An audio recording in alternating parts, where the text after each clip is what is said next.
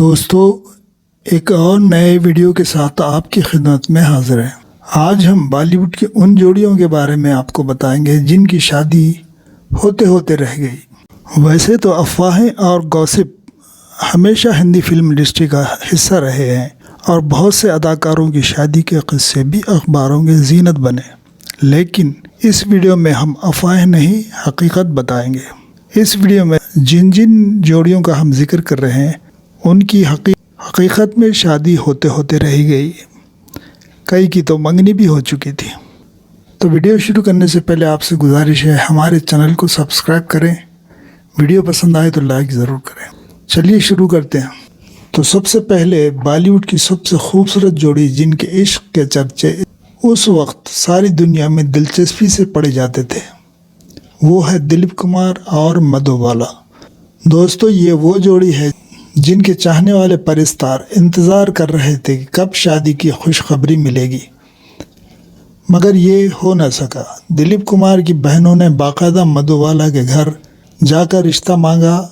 मधु के बाप ने मंजूर भी कर लिया, मगर शर्त ये रखी, शादी के बाद दिलीप कुमार और मधुबाला सिर्फ इनकी फिल्मों में काम करेंगे।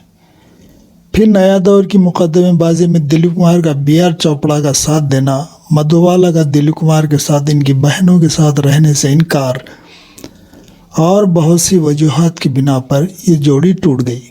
ये बातें जो बताई जा रही हैं ये दिलीप साहब ने अपनी बायोग्राफी में खुद कही हैं। कोई ये ना कहे कि हम मधुबाला पर या उनके पिता पर गलत बयानी कर रहे हैं।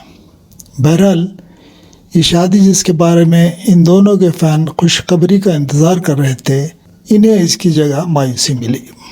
दूसरी जोड़ी है सलमान खान और संगीता बिल्लानी। ये दोनों बचपन के साथी थे और आपको याद होगा इन दोनों ने मॉडलिंग की शुरुआत लखानी की हवाई चप्पल के एक एड से शुरू की थी, जिसमें दोनों साथ नज़र आए थे। फिर दोनों का प्यार परवान चढ़ा और दोनों के ख़ानदान राज़ी हुए और शादी की तैयारियां शुरू हो गई। कार्ड भी छप गए, मगर अचानक सलमान की ज़िंदगी में सोमी अली की एंट्री हुई और संगीता बिल्लानी को जब पता चला कि सलमान सोमी अली से भी डेटिंग कर रहा है, बस फिर क्या था, सारा खेल ख़त्म हो गया और ये शादी भी होते होते रह गई। इसके बाद सलमान के सोमी अली के साथ भी शादी के चर्चे रहे, फिर ब्रेकअप, फिर ऐश्वर्या राय और सलमान की लव स्टोरी लंबी चली, मगर ये कहानी भी अधूरी रह गई। अभी हाल ही में सलमान ने कॉफ़ी विद करण में कहा है कि शायद वो अच्छा बॉयफ्रेंड बन सकता है, मगर शौहर नहीं। लेकिन संगीता के साथ इसकी शादी होते होते रह गई, इसका इतराफ़ सलमान ने कई बार किया है। तीसरी शादी जो मंगनी के बावजूद हो न सकी वो है कुमार गौरव और राज कपूर की बेटी रीमा कपूर की शादी। दोस्तों, आप जानते ही होंगे कि संगम फिल्म के बाद राज कपूर और राजेंद्र कुमार की दोस्ती मिसाली हो चुकी थी। दोनों ने फैसला किया था कि इस दोस्ती को रिश्तेदारी में बदला जाए, लिहाजा रीमा कपूर और कुमार गौरव का रिश्ता पक्का हो गया। मंगनी भी हो गई। उस वक्त कुमार गौरव एक दुबला पतला नौजवान था और रीमा कपूर माशाल्लाह काफ़ी से कुछ ज़्यादा ही सेहतमंद थी। फिर भी कुमार गौरव बड़ों की बात पर राज़ी रहे, मगर अचानक पता नहीं क्या हुआ कि ये रिश्ता तोड़ दिया गया और दो गहरे दोस्तों बल्कि 3 दोस्तों के दरमियान दरार आ गई। वो यूं कि रीमा कपूर से रिश्ता टूटने के बाद कुमार गौरव का रिश्ता सुनील दत्त और नरगिस की बेटी नम्रता से तय हो गई, जिस पर राज कपूर बहुत नाराज़ हुए। बाद में रीमा की शादी नंदा नामी बिजनेसमैन से हुई और इनकी बहू अमिताभ बच्चन की बेटी श्वेता है। अब नंबर है करिश्मा कपूर और अभिषेक की शादी का। इन दोनों की मंगनी भी अमिताभ की सालगिरह के दिन बड़े ही धूमधाम से हुई थी। उस वक्त करिश्मा अपने कैरियर के पीक पर थी और फिल्म इंडस्ट्री में उस वक्त की सबसे ज़्यादा पैसे लेने वाली हीरोइन थी, और अभिषेक अभी अपने कैरियर की शुरुआत भी नहीं कर सका था। इसके अलावा अमिताभ बच्चन का भी बुरा वक्त चल रहा था। कहते हैं कि करिश्मा कपूर की मां इस रिश्ते से खुश नहीं थी, क्योंकि वो नहीं चाहती थी कि शादी के बाद करिश्मा फाइनेंशियली इनसिक्योर हो जाए। लिहाजा इन्होंने अमिताभ बच्चन से कहा था कि अभिषेक के नाम पर 50 लाख डिपॉजिट करें, जिसके लिए अमिताभ बच्चन ने इनकार कर दिया था, जिसकी वजह से और कुछ करिश्मा के अफेयर्स की अफवाहों के चलते ये शादी भी टूट गई। और बेचारा अभिषेक इस सदमे में कई दिन तक रहा, यहाँ तक कि ऊपर वाले ने इसकी ज़िंदगी में ऐश्वर्या को भेज दिया और वो आज एक हैप्पी लाइफ जी रहा है। आज बहुत कम लोगों को मालूम होगा कि जितेंद्र और हेमा मालिनी को भी शादी के मंडप से बिल्कुल फिल्मों की तरह ड्रामाई तौर पर उठा दिया गया था।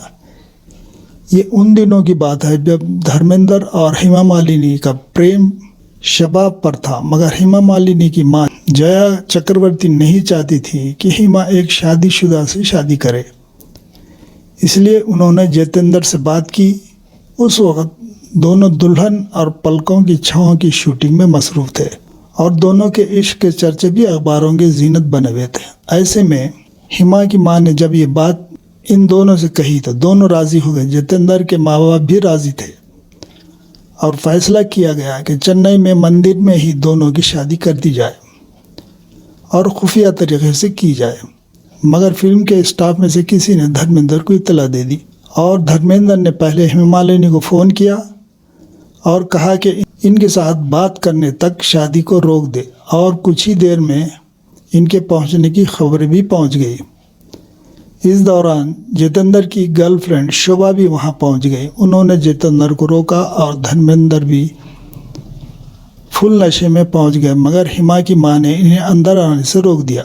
फिर एक शर्त पर वो मान गई कि धर्म एक बार हेमा से अकेले में बात कर लेंगे। हेमा मालिनी की मां इस शर्त को मान गई और जब दोनों अकेले में बात करके बाहर आए तो हेमा ने मां से कहा कि वो धर्म से ही शादी करेगी। और हालात को देखकर जितेंद्र भी शोभा से शादी पर राज़ी हो गए और इन दोनों ने 1976 में शादी कर ली। धर्मेंद्र चूँकि शादीशुदा थे इसलिए दूसरी शादी भी नहीं कर सकते थे। इसका हल ये निकाला गया कि धर्मेंद्र ने इस्लाम कबूल करके 1978 में इस्लामी कानून के मुताबिक निकाह किया। फिर मंदिर में साउथ इंडियन स्टाइल में शादी भी की गई। इस तरह जितेंद्र हेमा मालिनी के होते होते शोभा के हो गए। दोस्तों, वैसे तो सुरैया देवानंद भी शादी करने वाले थे, मगर बाकायदा इनके रिश्ते के बारे में कोई मालूमात नहीं है, इसलिए हम इसका जिक्र यहाँ नहीं करेंगे। इसके अलावा अमिताभ बच्चन, रेखा, शाहिद कपूर, करीना कपूर और सलमान ऐश्वर्या की शादी की अफवाहें भी रही, मगर जिन शादियों का जिक्र हमने किया है वो पक्की बात है। चाहे तो उस वक्त के अखबार आप देख सकते हैं। Thank you.